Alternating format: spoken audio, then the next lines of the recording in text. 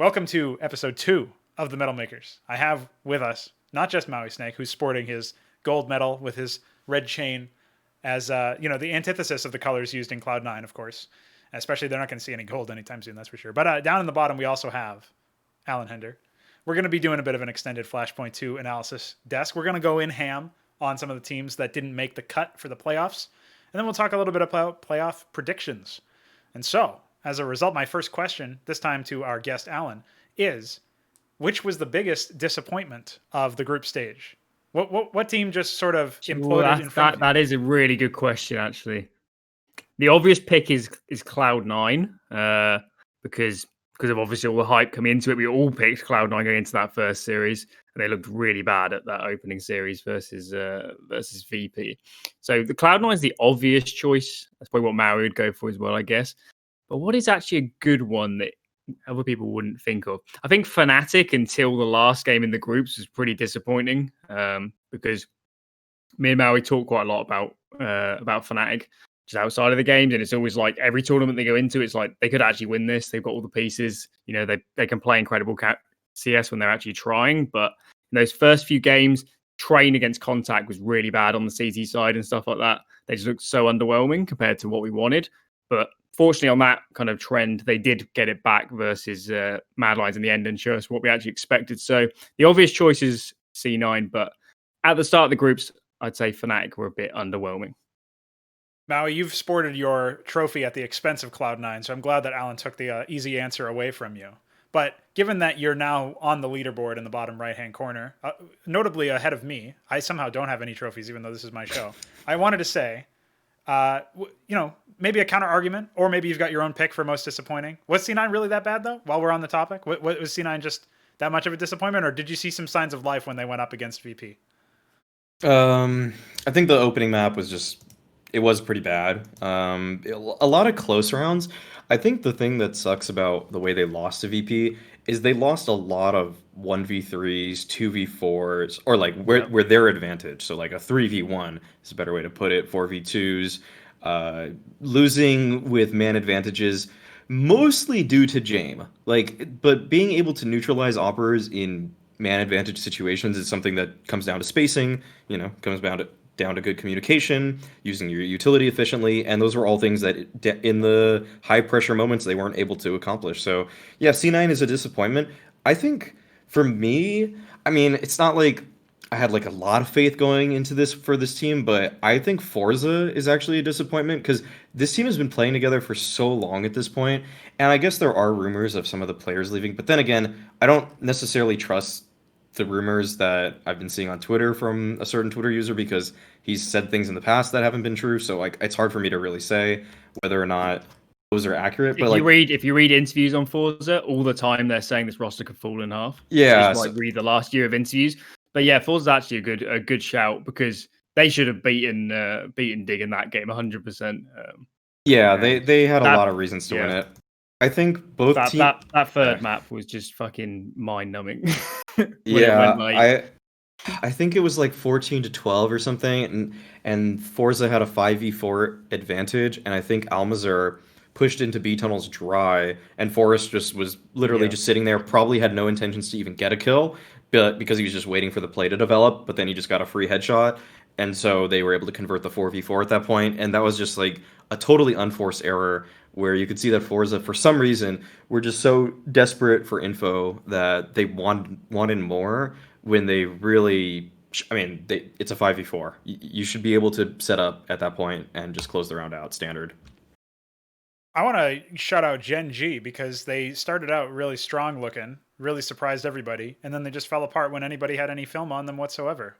Do you even think that it was teams adapting to them? Did they get found out, or did they just collapse on their own? Like, how much of it is other teams adapting to Gen.G specifically that caused their sort of demise in the group stage, and how much of it is actually just Gen.G not playing fundamentally strong? I think for their first two series, I think the one against OG, they actually did have a pretty good train. They had like a really pretty unique way of playing it. They were pretty like they were kind of slimy in the default, like is a way to put it, because they were all over the place. They were they were putting a lot of pressure on you in ways that were actually it was actually pretty exciting to watch them on T side of train, just T side of train. CT was like, it was okay. I mean, it's kind of like it's a CT sided map, and they just kind of did their job on that side. But T side, I think, is where they really impressed me. But then when they won Dust 2 against OG, that just kind of felt like OG was not feeling it that day, that they were having so many struggles from the previous map that they couldn't mentally reset, which is rare for online BO3s. Usually teams from one map to the other just do fine. Like usually they can say, all right, guys, we lost that map. Let's just go into map 2. It's our map pick. We're going to win it. And more times than not, I've noticed they do. But OG was a rare instance there that they couldn't put it back together. As for the other series they played, I think they still did well on Train. Like they, I guess OG did beat them on it, but they took it off Envy. They took it off Virtus Pro. But then it's just Allan actually put it like perfectly on the desk. It's like Train was like, okay, what the hell? Like they are really good at this map, and then every other map was like, yeah, I don't know what's going on there. Yeah, yeah. The thing with Gen.G is their map pool was so fucking top heavy in this tournament. Like beyond Train, it was just a mess. Apart from that, like Dust 2 win against OG, we didn't really see any consistency in their map pool. Kind of the big drop off on Train, if you want to talk specifically about that game against OG, where they really went badly for them, it actually felt like that was a game where Kusa just kind of fell apart as an in-game leader, because as Maui mentioned, those first two games, particularly the first one against VP, he called that really well. Actually, he's like changing up the rounds, changing where they're hitting, the timings were changing up, and they were showing them so many different looks on places like Ivy. And then going into that game against OG, once they got shut down in like the first 5 gun rounds, it was just over, and they're just running so many slow defaults, and just there was no way they were going to win from that position. So in terms of that game specifically, that was mainly probably Kusta's calling falling apart, which is something you can't really criticize him that much for. I don't think he really expected to be calling for this team a month ago or whatever. First event in that sort of position. So in that sense, he did fine. For Gen.G overall, they got a series off OG. The other games didn't look so great, but I don't know really what else you could expect from a team with limited practice. And I mean, by the look of it, they practice Train a lot more than other maps, if I had to guess. Or at least the other maps just didn't translate very well from scrims to the officials. But yeah, for Gen.G overall, maybe beyond that first series, a bit of a disappointment, but I don't think you could have asked for that much more from a team in their position. Yeah, one of the concerns I was looking at is I'm pretty sure they got Train in all 3 series they played, if I'm not mistaken. And yet, as a result, despite getting the veto for the which one was it? The Envy game, wasn't it? Well, they didn't ban Train for no reason. I mean, it's not even really like it's a particularly good map for Envy from my memory. Obviously, you guys would know. No, they banned it in the first series of the tournament. They banned it. Yeah. Into a team into Forza, who's way worse on Train than Gen.G. So it just made no sense. It was like for some reason Envy feared a Vertigo pick coming out from Gen.G, even though they just got smashed 16-6 on the map. So I didn't understand that at all. At the end of the day, it didn't matter. Envy just played the other 2 maps the way they were supposed to, and it succeeded, and they succeeded. So they weren't punished for it. But that was like some of the worst map veto scouting I've ever seen. Like the only one map that we have seen that they are sick on is Train. So you might as well ban that. But especially if you're a new team like Envy that doesn't have much data on you too, because Gen.G don't know if they should even pick Vertigo. Like if Envy are seriously scared of I don't Vertigo, know what they would have picked. I have no idea what they would have picked. I don't know. I have no idea. I think they might have gone with Dust 2 just because they beat OG on it. They might have thought that they were good at it when it was actually, in my opinion, it was more OG kind of losing that one at times than Gen.G really winning. Yeah, I don't know. I think definitely with the old lineup, they definitely would have picked Vertigo. I'm sure in that situation. But with this one, I've got no idea what they would have done beyond it. And kind of, I made the point on the desk that after Train, it wasn't just that there was a drop off. They didn't know what the other maps in their map pool was beyond Train. They had no idea what else to really be playing into. So even from their perspective, I don't know what they would have picked. But I'm not sure it would have mattered in that game. I think, I don't know. It just seemed to kind of fall apart in that one, especially towards the end on Dust 2. So I don't know if the map pool would have mattered so much in the end. Well, unless some unlucky Twitch chatter decides to ask us a question about Gen.G, I think that can it for that particular team's discussion, because not only are they out of the tournament, but in theory that lineup is done anyway, and the only reason why they put it together was to play this tournament in such short notice. So bearing that in mind, there's not even really any speculation that's worth having beyond whether or not we think that Kusta gets replaced by some other IGL. But that we can save that for a later episode anyway. I want to talk a bit about their opponent in Envy, because I was actually expecting them to drop off. I think a lot of people ended up picking Gen.G based on their early form in the tournament. And given that Envy almost like chanced it into a position where they could play in the last chance in the first place, where like it was only by Cloud9's complete collapse that Envy didn't get booted out just by virtue of losing their series anyway. Like if Cloud9 had won some maps, depending on how well they performed in theory, they might have actually been able to completely kick Envy out, was my understanding of the way that the format worked out. So bearing in mind that Envy has almost been given a new lease on life in this tournament, do we expect them to go far? I mean, looking at who they're going up against, I mean, it's the tournament favorites in big. So I'm assuming no, but what do you guys think? I think they could have done some damage if they got a really favorable draw. Like, I will say that I don't think any of the three big favorites in Fnatic, OG, and Big, if any three of those were their first round matchup, I think they're just probably going to lose. But I think there's a world in which some of the other teams, they would have gave it a run for their money. They've shown like decent. They've shown actually pretty good individual skill. Thomas actually seems like he was getting more comfortable as the tournament went on. I mean, he was pretty bad, I'd say, in the first couple series they played, and then in the last series they played, he actually impressed me with his decision making, especially on Dust 2, where he really just took it to Gen.G. But that also is probably because they were so far ahead that he felt like he could do those kinds of plays that he was making. He was like getting really aggressive on the CT side and taking some really kind of it felt like calculated risks. But honestly, I feel like right now it's a race to not get last for a couple of these teams here, including Dig. I'd say like Envy and Dig are definitely the favorites to come out in last place here of the playoffs. And it's almost like they hope that they get each other in the lower bracket, depending on how that part I don't is think seeded. they can. I think they'll carry And- the seeding. They'll carry 7th and 8th seeding if they lose that first round. So they can't play each other even if they lose it, I believe. Okay, then they're So both if almost people surely don't know, screwed. the playoffs are seeded depending on the group stage. They had a seeding system with it was like maps won, and then if that was drawn, then it went to round difference and all that. So the playoffs are fully seeded. So in terms of talking about Envy's matchup, they got that because they didn't do very well in the groups and they just scraped through. So they were done for in that sense in the first round. Looking into the kind of the lower bracket again, I'm pretty sure they would play. It'd probably be a flip bracket. If I had to guess, so they'd actually probably get the loser of OG MIBR, so they'd just be completely done for in that series. So yeah. Do you think they even bother how preparing for big? Like, do Envy just decide, well, we're just going to prepare for I'm the sure they loser will. of OG MIBR? I'm sure they will prepare. You kind of, in any competitive discipline, you have to go in with like the irrational confidence that you're going to stand a chance. It'd just be pointless even showing up to the game unless you're going to try. So I'm sure they'll prep for it. They've got ages to prep for it, so I'm sure they will. So, but in terms of Envy, that first series versus Forza, they won the first map 16-2, and the last two maps were like truly terrible in terms of like team Counter-Strike. I don't know what was going on in their team. We heard from Forza on the desk in the post-game interview with Jerry that their comms were falling apart, and I'd bet a lot of money that that Envy's comms were a complete mess as well. CT side nuke was just a nightmare in terms of like rotates and stuff, which is basically entirely comms dominated in terms of how you rotate. They obviously weren't comming very well because they didn't even know people could get down secret and they're just getting caught out. So that first series looked really bad. A second series against MIBR looked a heck of a lot better, which makes me very suspicious that first series was like, if it was a LAN, you call it like LAN jitters, like the first match you play. Yes. They were just like super out of form. So for them, I'm guessing that happened, and they got a lot of the issues out of the system. Probably the comms were better, I'm guessing, in that second series.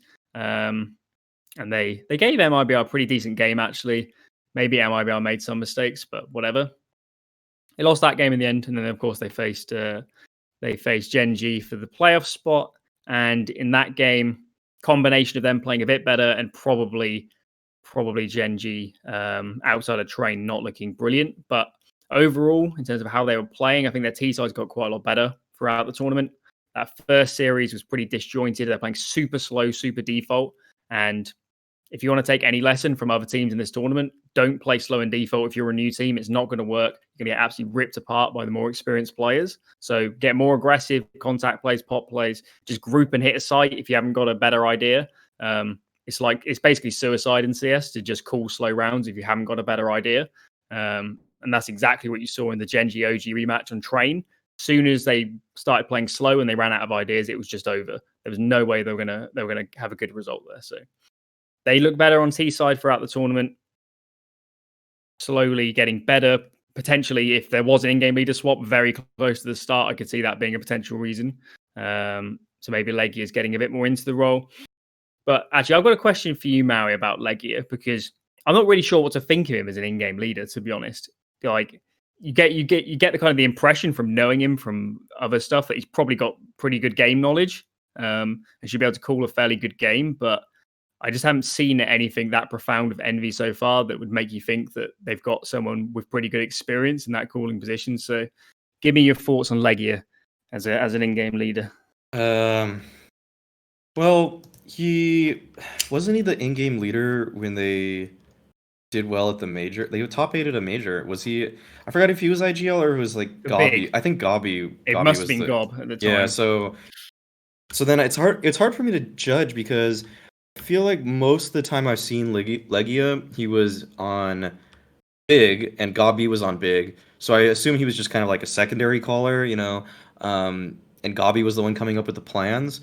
And when Gobby came up with the plans, it felt like they identified what players on their teams were win conditions, and then they really helped them thrive. Tapsin being the main recipient of those kinds of resources directed at a particular player.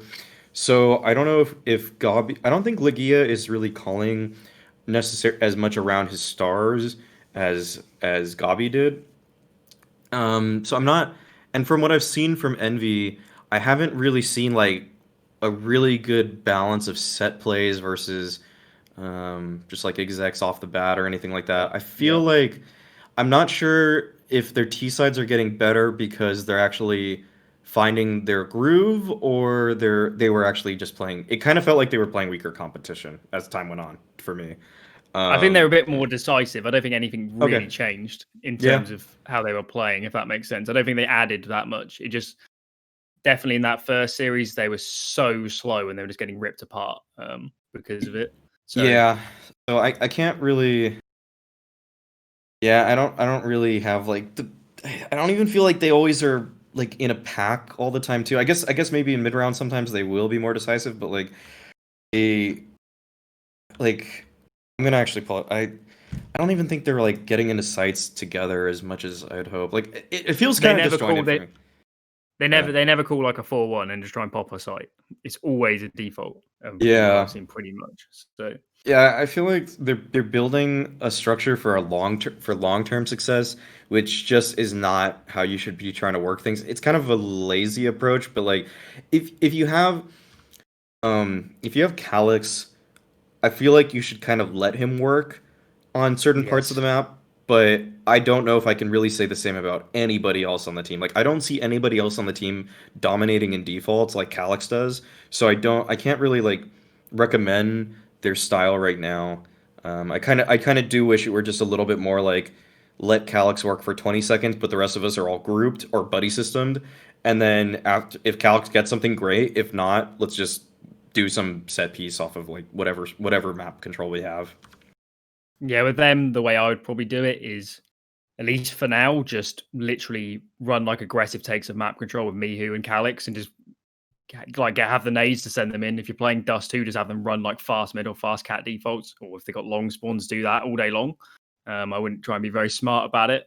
But yeah, I think the real question with this Envy team is obviously we saw the Hastro tweet. I'm guessing you saw it, Maui, where he said that they've got massive budget essentially for the team, and they can't be playing many other tournaments now, can they, for the rest of the year? I'm sure they're not. They don't have much in the bank now. I don't think so. So at this point, what do you even do as a team?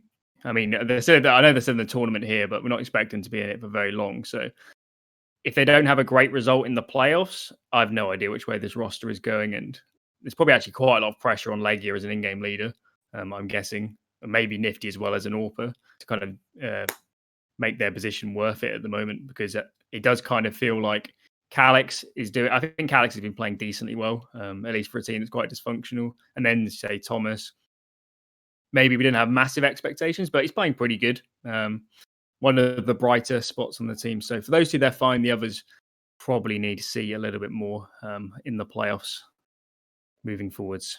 Surely a default-heavy approach to the game is not going to work out against Big anyway, given the fact that their firepower just outdoes Envy in that particular matchup. So I don't even see a world where they can get away with the default strats that they've been running in the first place. And surely after whatever non-defaults that they have, whatever execs that they did show in the group stage will just be found out by Big scouting, because they seem to be a team that does their fair share of prep. And like you said earlier, Alan, they've got all the time in the world. So certainly no easy way to find a path to the second round of playoffs or whatever for Envy in that case. I would actually turn our attention a little bit towards another team that was in a similar boat when it comes to Envy, how we were talking about. It's almost a surprise that they made it through. I would say Dignitas was another surprise to make it through in the first place as well. And a bit of a curious question, if we just started the playoff bracket rather than going back to some of the earlier matches, I'm curious as to your take on the matchup against Fnatic, because Fnatic and Dignitas have met before in the past, and somehow Fnatic ends up almost playing to the level of their competition in that matchup, at least historically that I've seen. Obviously, this is all the way back in some of the areas around Flashpoint 1. Obviously, Fnatic wasn't in that tournament, but if we go back to around that time, that lineup that was fielded for Dignitas, there was a match where it was very surprisingly close, the Swedish Derby or whatever you want to call it, between the two. Was it in Road to Rio? That game. It might have been. Yeah, it was one of there was overtimes in a best of 3 series is all I remember, unfortunately. But I actually demo reviewed some old Dignitas coming into this tournament to try and get any sort of read on what they were going to play like. I think I saw that game. Yeah. Dig's a weird one. Nobody would have picked them to make the playoffs. I'm pretty sure going into that group, you'd have just picked them to be last. Just like on a firepower basis, you wouldn't expect them to beat Contact, or I wouldn't at least. But he said in that matchup, they looked fairly okay. They had some decent maps throughout the tournament otherwise, but I don't know. It's just the lineup just doesn't look good enough on paper in the first place, to be honest. And there's a lot of questions bouncing around about, can they get better players? Can they break contracts? Why have they gone for 2? I mean, Heap's a total unknown. Even Hara isn't, he's not an established player. So, I mean, I've put it this way, Mal. If I told you tomorrow that those 2 players were out and you're going to bring in Get Right and Exist, you wouldn't even think that was that bad of a roster. It's true. Just bring him back. Yeah, just bring him back. I personally am pretty low. My Exist stock is pretty low. Like I don't have high hopes for him ever returning at a great level. Surprise, Bardoff. There's Bardoff right there. And but honestly, I don't like how they're really using Harry right now. I actually watched a decent amount of Nordavind. I casted some of the Home Sweet Home Cups and things, and the way he's used best is just really hard entry. Don't make him think too much in defaults. Don't make him have to if he's making decisions, it's probably you're already using him wrong. It's just send him in when you do your hard exec, and if he knows the exec well and he knows the gaps in it, or he knows what the likely responses to the nades are, he's kind of he's not as good as Buster, but he's a guy that can actually pace himself coming into a bomb site where he's not just hard swinging everything, throwing caution to the wind. He's actually reading what are the likely spots and responses for an opposing team. And I really saw none of that on their T sides. I never really saw him running in with a really good set piece or anything, and him doing that. So I feel like for Dig right now, just for a general assessment and what they should do, I feel like they kind of need to.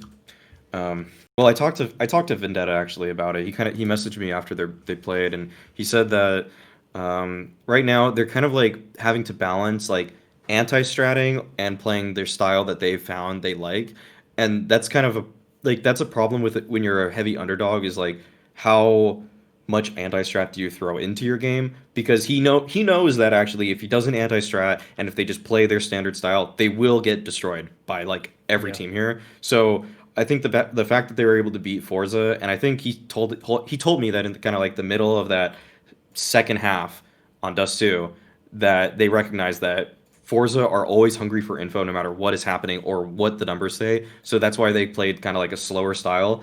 But when they played like a slower style against a team like Mad Lions, they just got destroyed. So it it doesn't it to me always felt like they were playing a slow style too much. So he did say that was kind of anti-strategy, but also I feel like every team at a high level is going to be looking for info in good ways. It's just that Forza did it in a much less safe way than like Mad Lions or Fnatic did, you know. So they were actually able to punish it this time. I think with Dig, we've spoke about this already, but we're not on here. But on both sides, they're just not that proactive. So if you're talking about this kind of dynamic of how much you anti-strat and stuff, you've got to do it fucking loads if you're not going to have any info actually in the round. You've got to actually be ready for the set pieces you're going to get execs into on. So for them, I mean, on the desk, we did the Taylor segment with Hulzerk, showing how him moving around more opens up the game so much more for a team like Dignitas, where they just seem to play so passive and just play about information so much, which I think so. An easy comparison here is just looking at like Dignitas versus MIBR. They're, in terms of age of rosters, they're not that different. And Dignitas are trying to play super standard. They're trying to get all the small things right. They're trying to play totally correctly, play the slow rounds and whatever.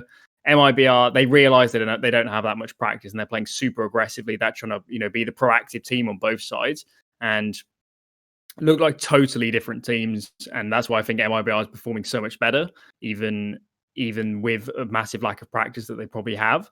So with Dignitas on both sides, need to see them being much more proactive.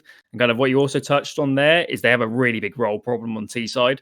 So if we just talk like just say T side Mirage, where you got your 3 mid defaulters and then one on A and B, in the middle, you're going to have your Orpus, you're going to have Hulzerk, you're going to have Freiburg cooling. And traditionally, you'd have Forest there as well, because he just loves being like second man in or going in on the defaults or whatever. So then you've got a problem. Who's going to play the edges? Okay, maybe we'll put Forest on the edges. Well, he doesn't like playing that as much. And then we're going to have, one of Heap and Hara playing the edges. It looks like it's Heap from what I've seen so far that's playing the edges. He's the lobby lurk on T-Nuke, for example, which is, that's a bit crazy. That's a spot that, Zipmix plays, for example, and it requires a lot of decision making, a lot of kind of reading the game, listening to what the ramp player's doing, listening to the event if they've dropped. So that's a spot I've seen him struggle with pretty hard actually so far. So on T side, they've got a massive role problem, and I'm sure for Vendetta there'll be a lot of stuff of trying to teach someone like Heap how to play the edge of the map, how to not get too aggressive and give away frags, but still get information, how to con well from that position, how to,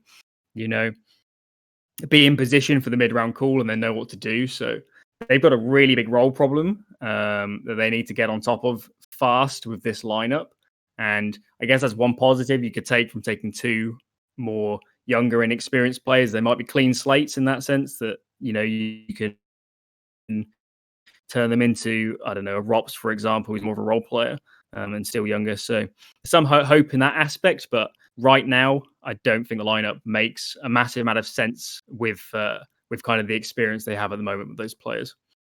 When I initially posed the Dignitas question, one of the main things that I tried to set it up was that their opponent in the playoff bracket, Fnatic, doesn't always perform to the same standard that we would expect from them. Is actually a point you made earlier at the beginning of the show, Alan, that was one of the disappointing aspects of Fnatic, is that they didn't really play until they were essentially backed up in a corner against the wall.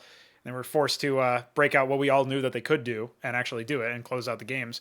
So my question then is there a world where, as a result of Fnatic maybe getting a little sloppy, or maybe, not necessarily playing to the same level that they should be, maybe going down a peg and playing to the level of their competition, Alex, do you think that there's a world where Dignitas end up making it into the second round over Fnatic? No. Just simply no. Just like, honestly, Fnatic could fall asleep at the wheel and they'll just drive over the finish line with this matchup. It's really like, it's looking so grim for them, because one of the things actually I will say is that one of Dignitas's kind of win conditions on the CT side is Hulzerk just kind of deciding to get aggressive, and it's so rare for some reason. Like for some, like, he does a good job at it, but like for some, it just doesn't happen nearly as often as it could. And even if he does, Fnatic has actually always been pretty much a team that is like really good at neutralizing operators for my money, they like really just destroyed Auto. Like when Auto tried beating them, like they just said, get that tier 2 opping trash out of here. And like even good oppers have a hard time playing against a team like Fnatic. Like they're really good at just like because they read the map in such a safe, passive, default way and then play reactive to it, they know how to either move away from the opper or challenge him in the right way, using layered utility to just like get that guy out of his comfort zone. So like they'll eat up a player like Halzerk. I have no doubt about it. I bet Halzerk is like the second lowest rated player in the server. Probably the lowest player is going to be probably. Actually, I think Hare will even do better. Probably it could be Freiburg. Yeah, I think it might be Freiburg, and I'll put if I had to put money on it for two players to be the worst rated in this year, this BO3, I'll say it's Freiburg and Halzerk. And Halzerk's like he's sometimes serviceable for them, but he's serviceable against competition that isn't as good at playing around info as Fnatic is. So. Any finishing touches on Dignitas, Alan? Any sort of final words you want to send to the certainly in that matchup. No, I don't think they've got much chance. I don't think it's actually the worst matchup possible. I could see them getting absolutely railed by a team like VP, because I don't think they'll be able to do anything about like aggressive plays on CT. I don't think they'll be able to react to it at all. So there is a certain chance in the fact that if Fnatic plays super default, maybe Dig can just kind of luck out some rounds from just frags and stuff. But Fnatic are so much better mid and late round. They're just going to roll over them, and even like map pool and stuff, I don't think they've really got a chance. On the Halzerk stuff, I feel like there's actually quite a few teams here that like misuse their AWPers, and it's kind of a question of, is it the AWPer? Is it the team? Is it, is Vendetta not setting up the team correctly potentially around Halzerk? Because my whole philosophy is that CT side, 100% free reign for an AWPer unless you've got a specific call in mind. Just let them do whatever they like. That's how I set up every team that I coach. And you see that with some teams here. You see it with Big. Searson can do whatever he likes on CT. Other teams, Virtus Pro is another example of a team that Jane would be so much better if he just played more mobile on CT, for example, and just not sitting back for the whole round. Even on T side, he could do a bit more. So with Halzerk, I'm not sure where the problem is with him. He's, we've seen some good maps. He's got fairly decent skills. He can play aggressive positions. He knows, at least the basics of playing like that. It just feels like with the old lineup and this one, just not really getting enough out of him. So yeah, I'm going to agree with Maui. I could see a world where they might go to free maps, but that will be because Fnatic balls up rather than doing anything incredible. The thing is, as this tournament progresses, and also the fact that Fnatic is now entering a boot camp where they're going to be in the same room as each other, I don't see them taking their foot off the gas like they do in other tournaments or other series where you can tell like, all right, JW's bust out the RA for the third time this map, like something like that. I think that's just so much less likely when you're actually in the Fnatic HQ boot camp, like, and your CEO, your manager and your coach are right there behind you. Like, they'll be like, come on, like, it's not going to happen. It's just not happening. Well, all right. Alex, you actually brought up Contact a little bit. You brought up their Opper. You talked a little bit about the matchup between them and Fnatic. They're obviously long gone from Flashpoint, but as we like to lay into some of the losers, we got to talk a bit about them. What do you think their biggest mistakes were coming into this tournament, besides Neil M talking a big Twitter game? I think that's fine that he does that. At least he gets his name out there, actually. And no publicity is bad publicity in esports, it feels like, anymore. I mean, like, other than... Yeah, definitely. Yeah, so, like, especially if it's trash talk, but to actually talk about Contact and how they can do better in the future, I feel like the one series they were supposed to win was against Dig, which would have gave them a chance in the last chance qualifier, and they couldn't close that one out. And I watched that. Wasn't actually like they did well they did badly on Nuke against Dig, which was weirdly Contact's pick. But then they won Dust 2, which feels like a map that Contact should be good at. And then they lost Inferno despite being up 9-6 at the half and moving into the CT side. And so I feel like Contact kind of like weirdly assessed their map pool and their strengths because they picked Nuke there. So like I would just solidify my map pool, look at your actual players on your team and try to recognize like what you guys think you're going to be good at, because why would you move into a map? Why would you opt for a map like Nuke really when you have players like Spinks and Esperanto and Regon. Like these aren't the most cerebral players. They are guys that you want to see in action where they know where the fight's coming from and they can be set up to succeed in those kinds of points. Like Spinks has showed his skill. Like Otto also proved that he's like solid when the moment calls for it. Esperanto we've seen like flashes of all the time. Like, but they're in moments where they don't have to guess. And a map like Nuke, you have to do some guessing. You have to have good comms. So I don't really have any like major complaints with the way this team is right now. It's just that I feel like they weren't again the most pragmatic about their approach. I feel like they should have been going into maps that were a little bit more cut and dry. They couldn't opt into Mirage against Dignitas because Dignitas perma vetoes that. But I've actually surprisingly seen them succeed on Train, which is a map where if you just get that control on T side at T-Con and ladder, you can just do some kind of like explode from those kinds of positions.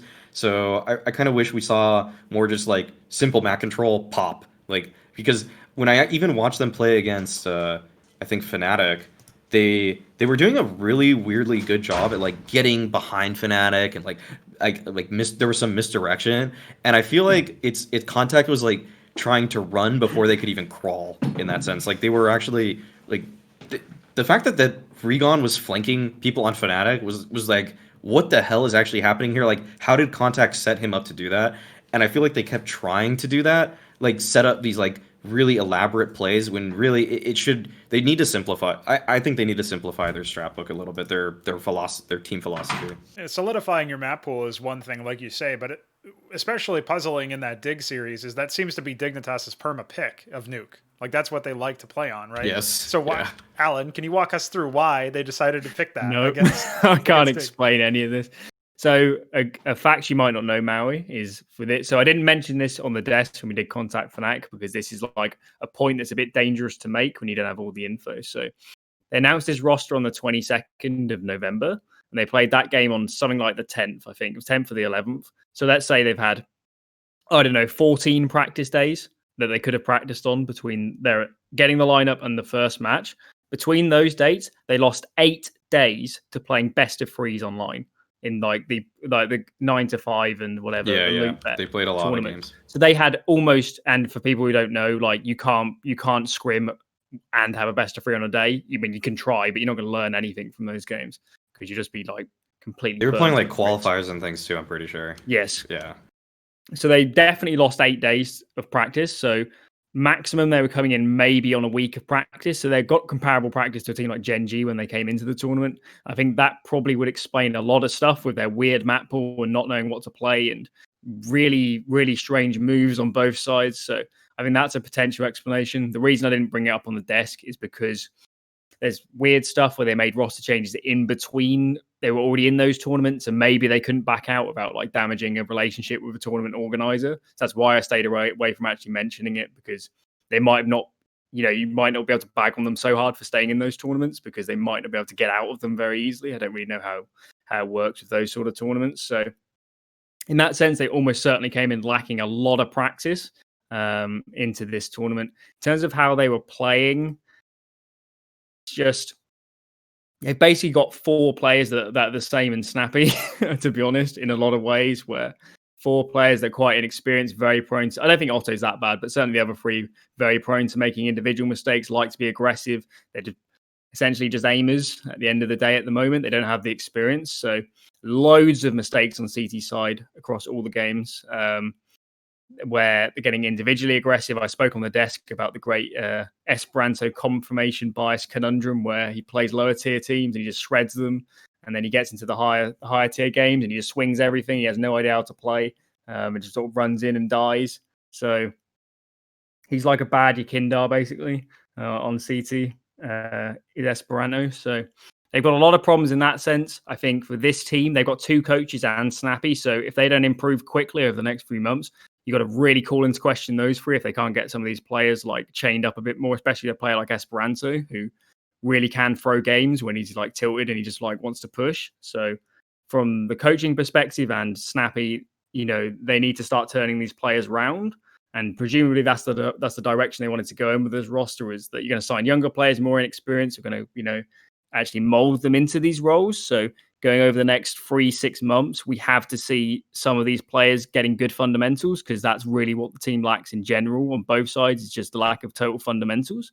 Again, as we said with Dignitas, this team has massive role problems on T side, where they have the only late round player is Snappy, who can actually hold his own in a late round. But obviously, he's going to be calling around himself. He's going to be like calling in the pack, so he'll probably die like third man going in on stuff on a lot of rounds, and so he's not going to be alive that much for late rounds. So you're going to be relying on your Regon, your Sphinxes for late round situations, which is never going to end well at the moment. So yeah, this whole lineup's a bit perplexing. They've got a lot of issues that just stem from inexperience on the players. They've got fragging power, and I mean, on T side, the way they were winning rounds from a lot of what I saw was they kind of just default out and then let the individuals go to work. So although Maui was saying there that he thinks they're going to be really clever, I'd go the other way. I suspect they were just defaulting and the players were calling around themselves. I think we saw that on which game was it? Was it against Fnatic or Mirage, where they kept like pushing up Con and getting into jungle? Yeah, that's what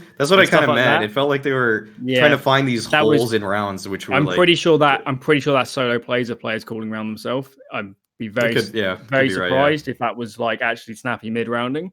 So in terms of how their roster looked, it's almost a good way to play like that when you haven't got the team play to play actual normal late round scenarios of isolating this player. We know with the AWP is going to flash them back and get the site and play the afterplant. Maybe you do just want to, get a map like Mirage. There's so much space to actually try and flank, get in window and, try and pull off weird plays like that. So this team, again, they're just got to work on all the fundamentals. Presumably they've got a bit of a break now where they're not playing as many tournaments. So hopefully they can actually get some practice in. But yeah, moving forward. Looking at the stats for Contact, I think one thing that really jumps out at me is that actually their CT side at Flashpoint, they had the lowest round win percentage at 37.8% on CT side, but they actually were the 4th best at finding opening kills. That is unacceptable. That is crazy. They had the worst. What is their round? Can you see their round conversion rate? Yeah. So their 5v4 was 53.7%, which was the lowest in the tournament also. So like 53%. Yeah, so they are finding opening picks a lot, and it's like a coin flip even if they convert it after finding the opening pick. So that just says you don't know how you're setting up. And I feel like that leads me to believe that they really focus on their T sides, because when you focus on your T sides, that means the map you picked, you get to play the T side, so you probably are like prep for that half at least, and then you kind of just like hope sometimes if you're a newer team, like our CT side will work out, like you don't go through every protocol, you don't go through every drilling, all the rotations, how the comms are supposed to be and everything like that. So maybe they actually did work. I'm gonna give them like a little benefit of the doubt here that they worked on their T sides, because their T side actually round win percentage they were the 3rd best T side team in the tournament, but their CT sides were just abysmal. So like, I'm hoping that means they did really work on the T side, because they did have at times some misdirection. Sometimes they did confuse their opponents on that side of the map. But then on CT side, they probably were just playing off of gut feeling, and that goes back to just like maybe they wish they had a couple more days of practice, and then they went over a few more protocols, a few more reactions, and rounded out their map pool a little bit more, so they weren't just completely lost. Because there's no way any real competent, even tier 2 team should be finding like the 4th most opening picks and then have the worst 5v4 percentage. That's honestly that stat for 5-4s is one of the worst I've ever seen. I'm pretty sure. If anything, 50% would be ridiculously bad. Like you're only winning half when you've got an advantage. That would be awful. So and I think this is actually quite a good example to dispel the myth that CT side is all about just being skilled players and aimers, and you just fucking sit back on a bomb site and tap heads as they run in.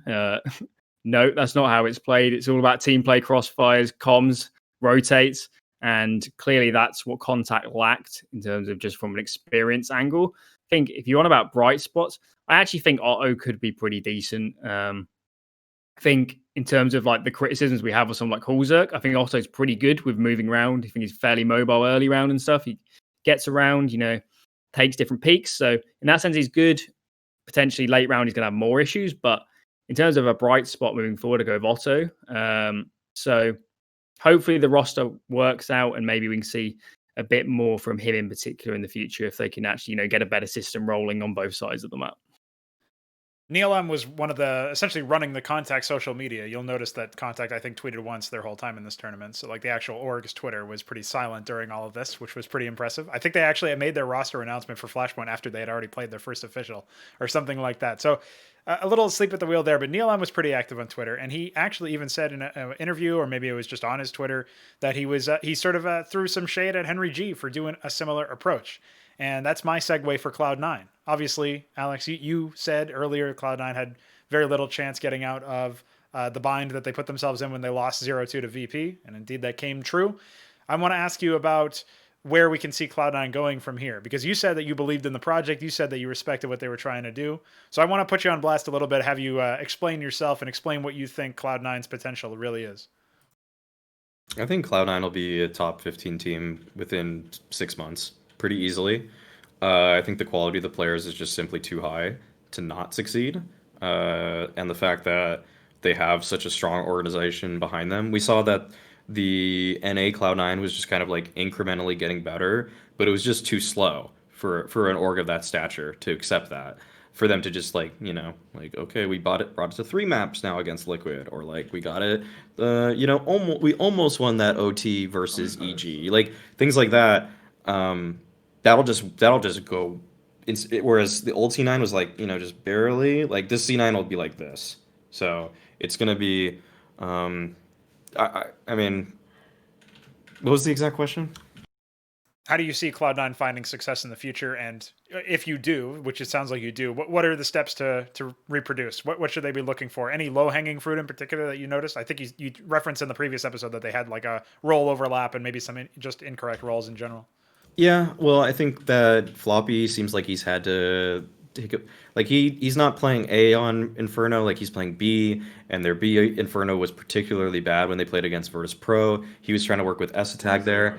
I didn't necessarily like all the spots everybody was playing on Nuke as well, but I feel like that's just a thing that once they get some more officials in, and they've got a lot of officials lined up now, it looks like they're going to get more match experience because they've been scrimming for a month or so, and if that's if in scrims they thought they were fine, it's probably just like the heat of the moment a little bit, like just the pressure of people adjusting on the fly a little bit more.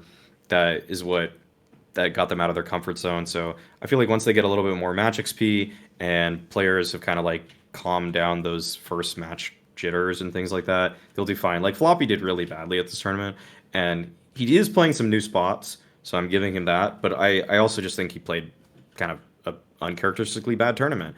And I think that from talking to Mix, for example, on It's Server Time, he kind of said that like Floppy, or maybe he told me this in confidence, but whatever, I'm gonna say it. It's basically like Floppy just kind of needs to believe that the team's behind him a little bit more. And I think that's gonna come around. I think once people like the weird thing about this Cloud9 roster, I'm not necessarily sure they're going through the same kind of honeymoon period that other teams are, because there's so much like added drama to like the signings, and like it feels like that. Whereas other teams, they like no pressure, we're a new team. That it's almost like everybody saw their salaries and all the like Colossus and all this drop shit, and they're like, ah, shit, we got to perform like right now. We got to do really well at this tournament. So I think, but I feel like they'll kind of have like a second way, like a real honeymoon period as we move forward. Yeah, one of the things that I noticed in general was that there was a huge backlash fan-wise. And one of the things that I said in the previous episode was, unless they 16-1'd on both maps when in that first matchup against VP, I don't see how anybody would have been satisfied based on the hype that was created. You think that had a big impact on the players, Alan? I mean, who cares what the fans think, to be honest? Like, you shouldn't really be looking at like Reddit and Twitter before going into officials anyway. With this team, I agree with Maui. I just honestly can't see how a project under Alex and Kassad could fail that badly in the long term. They're just... Kassad is truly one of the best coaches in the world, and Alex, even if now with Vitality getting back in pretty good form, there might be questions asked about his impact on that team. He can still call it easily a top 10 level. So I see no issues from that perspective. So in the long term, in terms of actually developing T sides, CT sides, when they get more practicing, when they get more officials under their belt, they'll be fine in terms of like their overall approach to the game. I don't see any issues with that. Even if at this tournament we didn't really see, I don't feel like. So I was really expecting to play like Vitality on T side in particular, which they do play. They ran a lot of like 4-1s, and they just like tried to hammer it out onto sites. They didn't default all that much. They kind of grouped fairly early, and they just tended to run kind of well executed pot plays or explosive execs and stuff. I was expecting that. In this tournament, they look pretty default, and I think kind of a rumor. Not rumor is the wrong word, but they really might have been lacking in practice going into this tournament, like really lacking going into those first matches. So in that sense, that wouldn't be a surprise at all, considering how standard they were kind of playing from what it looked like in those games. So I'm just not sure we can actually take that much from Cloud9 in this tournament. Of course, there's all the talk about the pressure.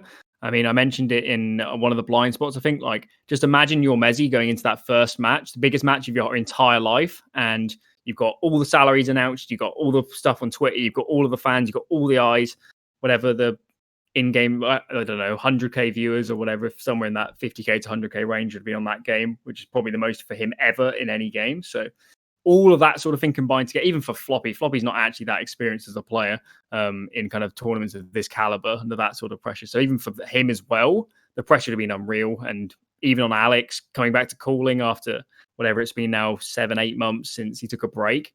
So in all the players, the pressure would have been absolutely insane. I understand why they build it like this. I imagine it was the whole thing of let's build it from the start. Like, you know, they're telling themselves that they're forming the roster. We're forming this roster to really compete from Flashpoint, and they're telling themselves that so that that's kind of the ideal that they're aiming for. And then when they're kind of speaking to players, they're saying, you know, we're actually going for this. You know, this isn't just a project that's going to be good in a year once we round things out. So I understand why they did all this stuff with all the PR and Henry speaking about their aims and aspirations. Clearly, it didn't pan out. Safe to say that. I think we just need to see more of this team. Yeah. In the future, yeah. Like when I looked at things that happened badly for C9 in their first series, it was clutches. Like that's something that gets fixed. You know, that's not something that just lingers over a team usually forever, unless they're like really fundamentally bad at comms. But like looking at the quality of players on this team, I just can't see that being a possibility either. Alex is incredible at communicating.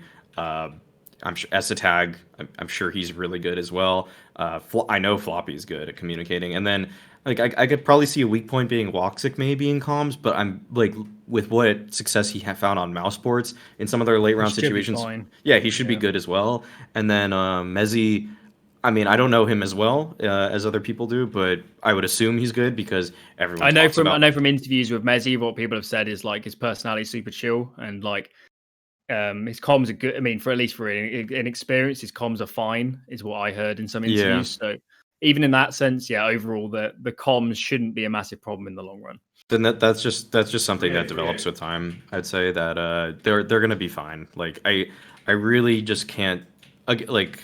There's too much infrastructure for this team to fail, one. And two, I feel like they just simply had the hardest draw they could have gotten. And they actually almost probably should have beaten OG, but then they made that really weird 15-13 buy call, and that just set them so far back. And I feel like at that point, because then it went to double overtime, so at that point it's kind of just whatever team has better resolve or just like a slightly deeper playbook or just a little bit more comfort is going to come out on top. So that isn't striking me like they like even when you look at some of the maps they lost, like they weren't like massive failures other than the very first map. Like it was overtime versus it went 30 rounds with VP on Overpass. It went double overtime with OG, and they did lose 16-10 on Mirage, but like ignoring like that's not even that bad. Like those are really close games against really good teams. So like even though they won 0, like on paper you see 0-2 and it looks bad.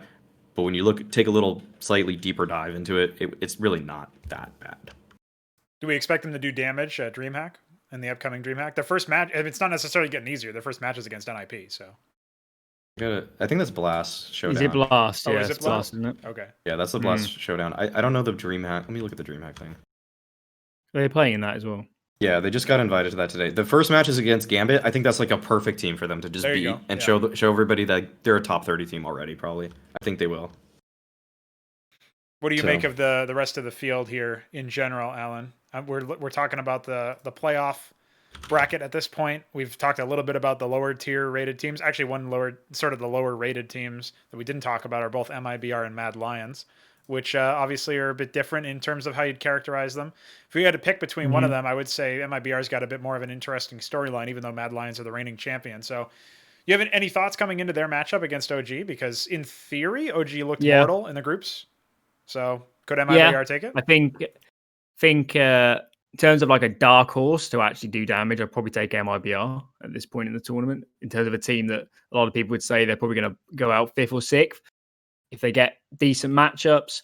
If they short them, and they're a team that with like a week of practice, they can do a lot in a week of practice. That sort of team in terms of shoring up their map pool. They've shown that they can actually get up to speed so much faster than some of these other teams on certain maps. I mean, going into their first officials at the blast groups or whatever, what were they on there, 2 weeks of practice or something, and they were coming out and taking maps off Astralis and looking actually like a pretty class team on maps like Vertigo and Nuke. So hopefully in this week they can kind of, their map pool's a bit rocky beyond those two, but hopefully they can get a third and a fourth map together, and that would really give them a good chance versus OGs. At least take it 3 maps. In terms of winning it, I'm not sure. The thing about OG is kind of the problems we saw in the first matchup with them when they lost to Gen.G was like comms, mid-rounding, kind of generally imploding as a team and just sort of falling apart on all levels, which is mainly probably due to comms and like mentality, and perhaps they don't have a coach really at the moment, so they haven't got someone behind the team to just calm them down. And maybe, I don't know, maybe Alexi's not quite that personality type. I'm not really sure, but they have a chance in that matchup. I could see if OG doesn't show up that well, I could see them losing that game.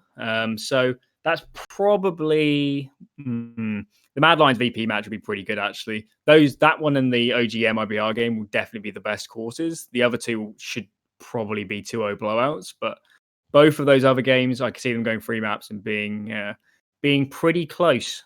What do you think, Maui? as for like best, kind of like 4th, 5th best team or what?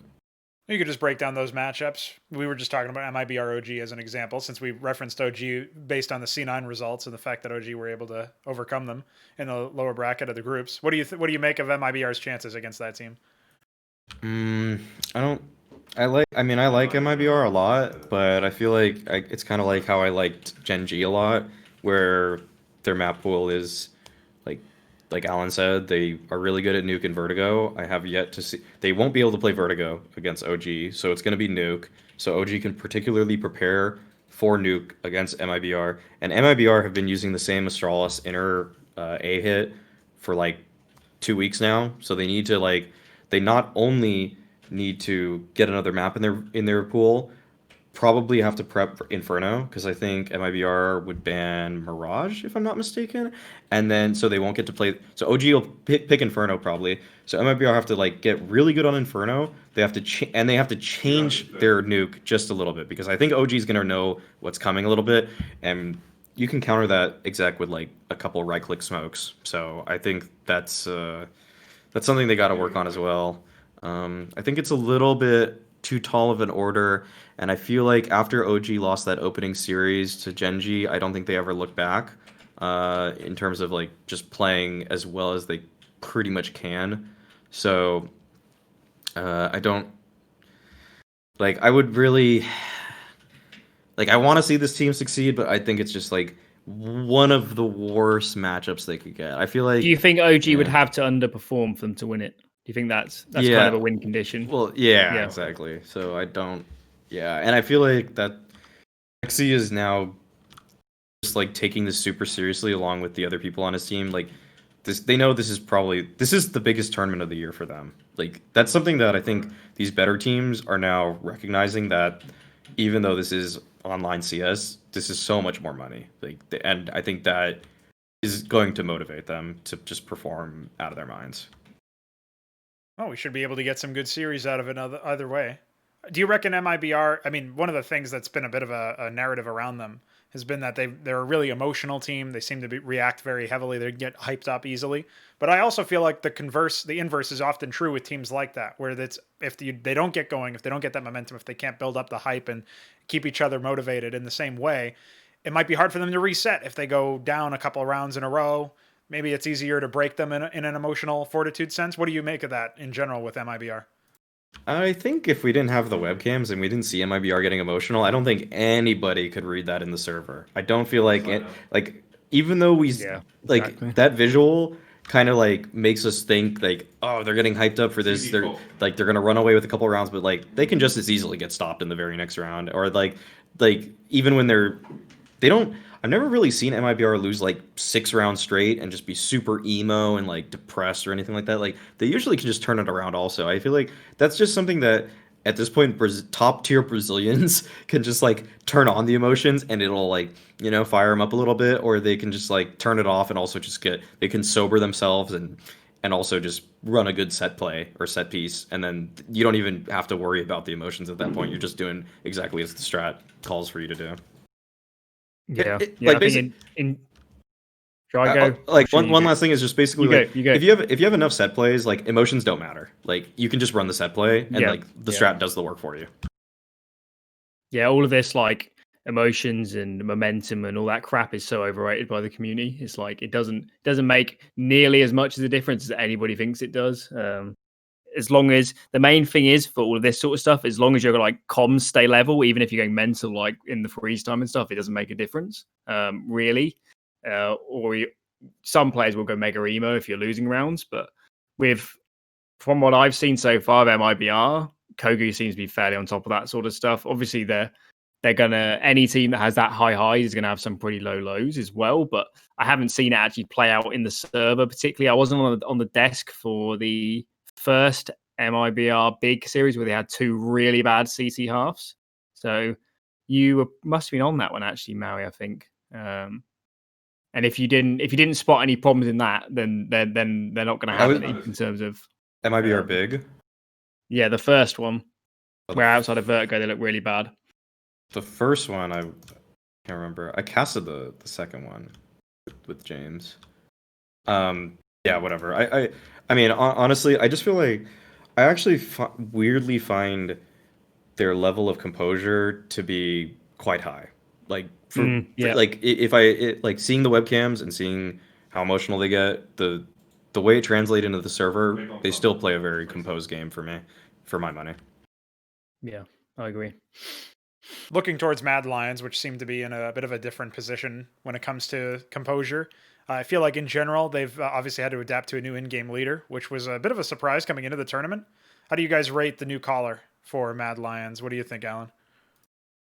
Certainly better than anyone would have expected. Let's put it that way. It would have perplexed a lot of people when they saw this move away from Asilian. When Asilian, even if he isn't, ever going to be a world-class in-game leader, we know he can like implement like a borderline top 10 system or whatever. So you're always going to get something out of Asilian. So in terms of that change, it looked like a pretty big risk. If I had to guess from my perspective, the whole idea behind it is we're going to bring in an in-game leader that's showing some promise at lower level play, and then under Peacemaker will push the team in a certain direction that potentially Asilian. This is just total speculation. I don't know if this actually will happen, but I'm assuming they wanted to move the team in a different direction, and the whole idea was let's bring in someone who's a bit more of a clean slate, and then under Peacemaker, presumably this is now fully Peacemaker system they're kind of trying to implement now. They're going to guide him in a certain direction and kind of ultimately have a certain kind of game plan in mind for how they want to play T-side, at least for that team. From actually watching them in the server, their calling's been pretty good. Certainly a lot better than you'd expect from someone potentially lacking experience. I mean, until that last Fnatic game, they called T-side pretty well, particularly on that, what was it, down 8-14 T overpass on the first Fnatic matchup, where ground so many rounds back and kept composure when, even though it's online and all that, you'd expect a less experienced in-game leader to pretty much fall apart in that situation, especially when in that game, like, at least earlier in the game, Fnatic were giving them no respect. Like, they were just, like, Brolan had totally had enough of losing to them. He was just, like, getting super aggressive and taking fights with the Krieg. And so in that game, you might have expected them to go super long confidence, but they actually held it together for the end, which is really impressive for someone like like Mad Lions. But with Mad Lions overall, something about them on T side doesn't pass the eye test for me when I watch them. It's quite hard to explain, but they're not that complete on T side, I don't think. I think they run a lot of kind of slightly wacky stuff where they'll run a lot of fakes, or they'll try and fake out a lot of map control into popping the other site. And the problem is they don't actually have super good defaults with the same smoke. So it's kind of, if you do your prep properly and you understand that a lot of the time they're not actually running these takes of map control and they're just trying to force a certain rotate, you can punish them pretty hard. And that for me is a very telltale sign of an in-game leader that hasn't played at super high level and hasn't played against teams that prep super hard, because that's if you play at like a high-end advanced level, low-end MDL level, at least in Europe, you can get away with that all the time because teams are so used to seeing the standard takes of map control. So as soon as you show them a fake and pop the other side, they're always, if you're playing overpass and you fake out like a mid take with a toilets and a divider smoke, every time they'll be 3A and you'll have them 2B and you just kill the fucking B anchor by popping out monster. So with Mad Lions, I've seen it so many times in their game so far, this sort of dynamic playing out where they don't actually show the normal defaults enough. I'd like to see, even if they don't run the defaults, I'd like to see like some super aggressive takes of map control potentially on T side with potentially similar nades, so they could actually have a more complete T side. So you'd go in early and you'd run a few rounds of aggressive takes of map control of these nades, and then you've got a super good fake to run off it. So if you're playing overpass, you do like some fast mid defaults, and then you'd go into the B pops with the same nades, and you just absolutely fuck the other team because they just definitely be 3A at that point. So that's what I want to see from Mad Lions. Definitely going in the right direction. Way better than you could have ever expected, I think, with this team and how much practice they've got. So overall, looking good. And certainly in that quarterfinal, I would favour VP, but I haven't thought about the veto that much. But it almost certainly has a good chance of going 3 maps. I don't know if you've actually thought more about the veto, Maui, going into that quarter. I couldn't break down the veto for you this second, but I'll say that I think that there's for Mad Lions, I think they've just put a little too much burden on their lurkers at times, and like their extremity players, like the amount of work Roy had to do for them to win overpass against Fnatic, the amount that Hooksy does and Refresh do on Nuke. Hooksy just goes outside solo a lot. Refresh goes inner lobby solo a lot. Like, they put so much pressure on those guys, and then like it just seems like it almost feels unsustainable. And also, Hooksy puts so much there's so much burden on this guy, and he's like always their worst rated player. And it's kind of like he's trying to like emulate Blame F from what I've heard, and he's just half the player Blame F is. And maybe he'll gain all the skills over time, watch a lot of demos, grind it out, but it's really hard to match what Blame F's doing for complexity, and I think Hooksy is trying to do that. And if I want to give him a little bit of benefit of the doubt, maybe he's trying to be more like Stanislaw, where he can basically like be aggressive, then make a call based off of the info he's giving his team. But like feeding teams like VP is just not a recipe for success. So I actually see, if there's any team for me that that could just bomb out of this, I feel like it's Mad Lions, actually, kind of, in a way. I feel like they probably will lose to VP, and depending who they play in the lower bracket game, if it's MIBR, I think they could definitely lose that also. So, like, I feel like they can just straight up come in 8th place here. If they play Dig, I think they'll beat them, though. Or Envy, So essentially, they're almost their fate seems to be hanging in the balance of the bracket draw itself after the first round of playoffs goes. That's your personal take. If I had to get you to bet a bunch of Pinnacle points on Mad Lions against VP, what would they have to do to actually take the W, in your opinion, Alex? That's a good question. Probably play Vertigo for one. They probably could get that, actually. I think Mad Lions Vertigo is good enough that they could beat VP on it. I haven't seen too much VP Vertigo. I saw the Gen.G one where they just obliterated Gen.G, so like that was kind of hard for me to get like much out of. But I feel like honestly, it just has to be like Hooksy has to just like crazily overperform for me. And so if Hooksy tells me he popped a couple addies or something right before the match, then yeah, maybe that's the recipe. That's what we will make need. me bet This is the what we mythical. Well, all right. There you go. Now Hooksy knows the recipe for his success, or at least a recipe for some sort of cocktail that he can enjoy later on. Now I gotta put this question to you guys. This is what the medal is going to be for next episode. And if Allan wins, he's just gonna have to come on a couple months later and give us some more info and celebrate his medal as well. But my question then is, which team that is currently a favorite in terms of making it to the upper bracket final is going to bomb out before then?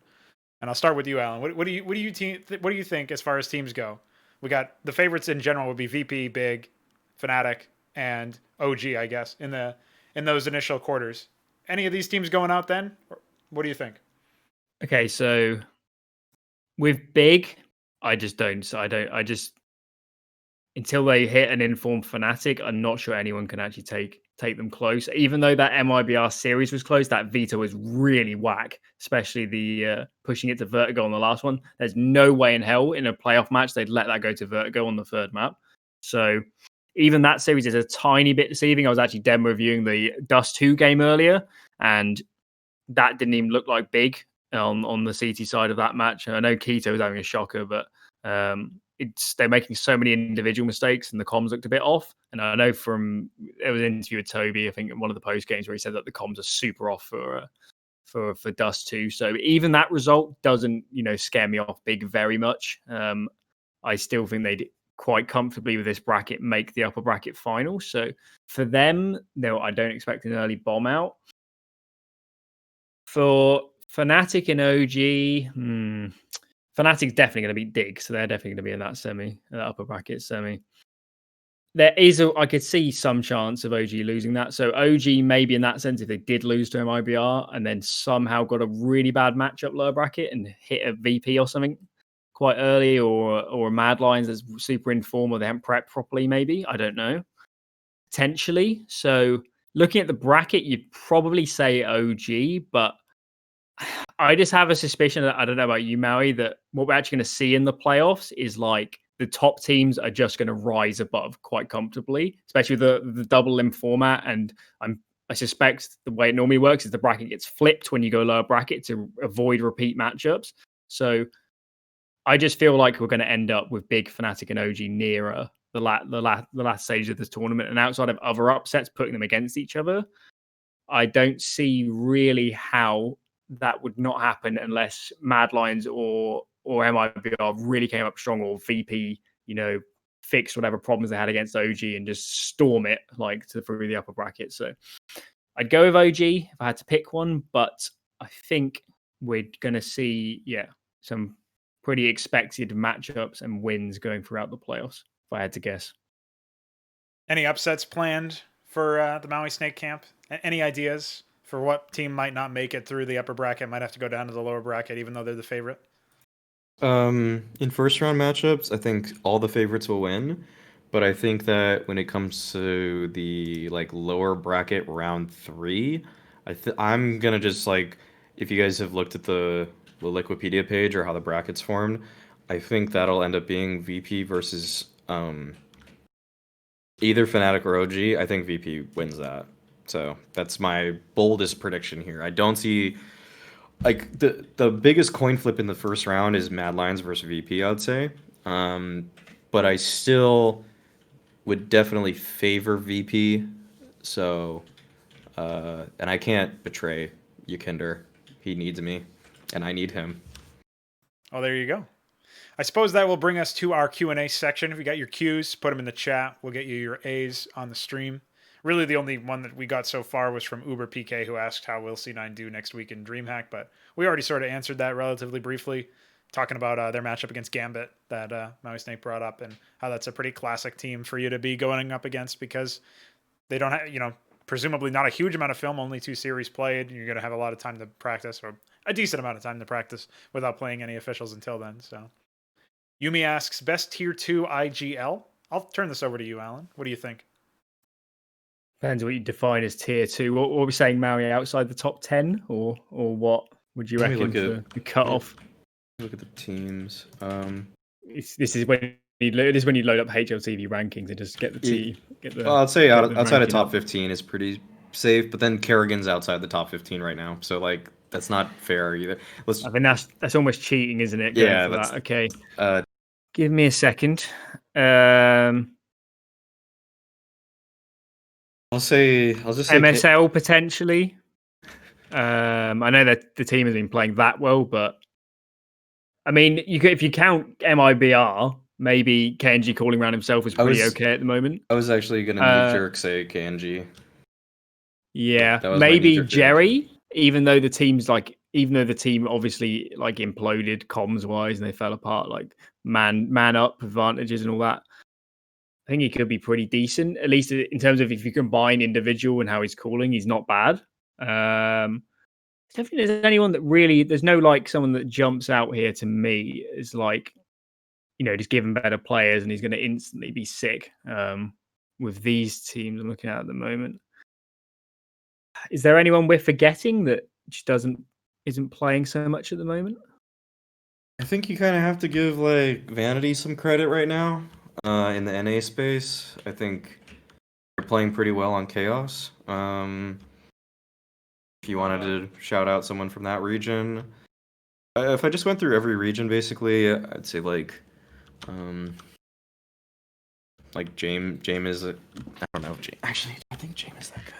I don't know how I rate James as a leader anymore because I feel like his roster is just really stacked now. I feel like the skill is really high. I don't think he doesn't actually need to mid round that much. They just sort of let Buster and Yukindar do a lot of the mid rounding.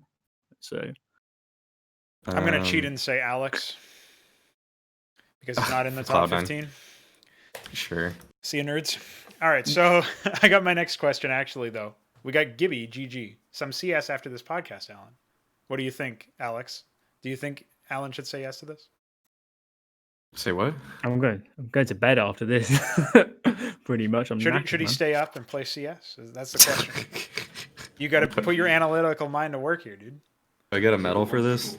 I'll say a no if he has a bedtime. Okay, there you go. You can have a medal for that, Maui. I got another Alan related question for you, Alex. Uber PK hits you again. Little bio on Alan. I mean, we talked a little bit before we even went live about this, but he's done a bit of coaching and he's done a bit of counterpoints with Thorin, so you can go look those up if you like. But if you had to describe Alan's bio, if you had to introduce him, say he's coming on the next server time, you had to introduce him. What meme thing would you do? What would you pick? Best known for his event at this obscure thing. What would you have to say? I think Alan casted some British event before, so that would be my. I think didn't you? I casted an Inter playoffs game once, and it was like the worst thing I've ever had to watch in my life. So if that counts, that's his thing. That's his weird thing. Yeah. Well, there you go. Yeah, I don't know. What actually was it? Let me see. I've casted. That was just like a joke. I casted a collegiate Nordic Esports League Season 1 Division 1. Yeah. So this. What the hell? There was some random Nordic one. Some Nordic thing. It was all mixed.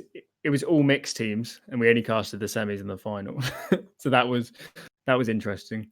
No, I haven't done really that much on the broadcast side, to be honest. Mainly coaching, and then I said this before we went live, but to my knowledge, Duncan is foreign. He wanted to use me mainly on the telestrator, but then when we got here, I think he realized that my speciality, not that I'm bad on the telestrator, is that more so describing overall how a team should function, how you actually build a team, how explaining an overall T side, that sort of stuff or whatever. So even though I might have come in on that sense, it's just been fairly simple just to be a normal desk analyst. So yeah, I hope that covers most of it. That's your bio on Alan, Mr. Uber PK. We have a question from Vincent. He says, is Boomich the worst S-tier IGL? I think that's actually a fair question at this point, given how the latest... I don't know if you guys caught the IEM Beijing Haidan Europe, because what are tournament names anymore? Final, where Simple and Ziwu hit it off in a 5-map best of 5. But the highlights were that Simple went God mode and then still lost the series. So I'm not sure if you guys have any thoughts on Boomich as a caller. Good question. Maybe Problem Cold is, Zera? I'm guessing it's Maybe Cold Zera's I'm guessing worse? it's the same for Maui, that we just didn't have time to watch much of Yeah, Beijing. I can see that. So I haven't seen any of the final.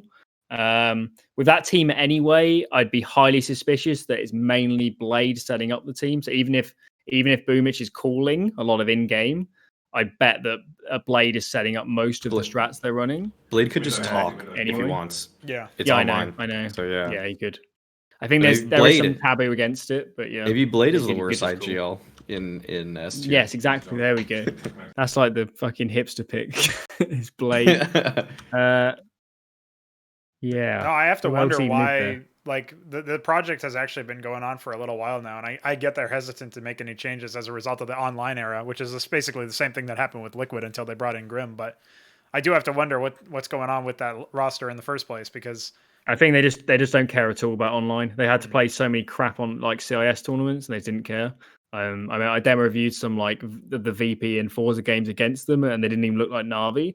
And I'm willing to bet if a big LAN was played soon, they'd be top 4 easily. With that lineup, I think they're still super good lineup that they've got. It makes a lot of sense. I actually love the way they were playing it. Like I am Katowice this year. Yeah. That was the last event we had before pandemic and all that. So don't make any roster moves. Keep the lineups together.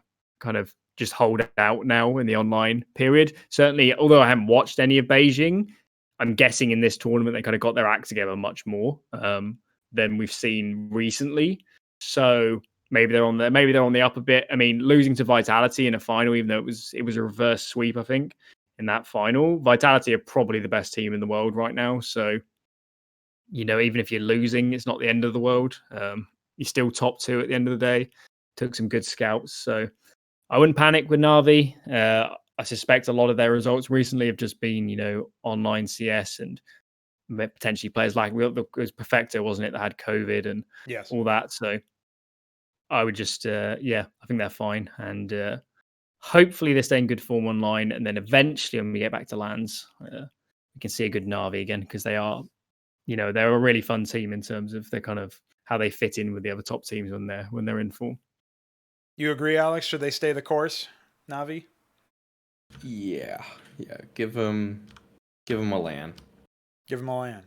You heard it here first. I guess the only other news that came out, I guess a little bit earlier today, was that EG is no longer traveling to Blast, so they got replaced by Heroic, which honestly just makes the tournament more competitive. So I can't really say it's a loss necessarily, although it is a bit of a hit for NA again. And I mean, it's that Simpsons meme. Stop, he's already dead. That's life against the North American scene right now. So who knows what's going to happen there? But I think that was pretty much the only other thing that might be on people's minds as far as recent moves go. So I think that'll do it for our show. Did we talk about Fuhrer replacing Henny? We did not. But I don't even know who they're going to replace him with. And apparently somebody else is leaving that roster too. So that seems like a speculation for another show just in general, because we don't actually have the complete pieces. We just know that they're going to be removing a couple of players, at least one player for sure. So yeah, I think that'll do it. You guys have any final words before we sign off? Alan, throw the floor to you. You're the guest after all. Chat shit, get banged. There you go. There you go. Same deal, Alex. What are you talking shit to the chat as well? You threatening them? Good luck with your lives, chat. All right. Good luck with your lives, boys. Thanks for tuning in. Thanks to our guest and our co-host. And we'll catch you next week.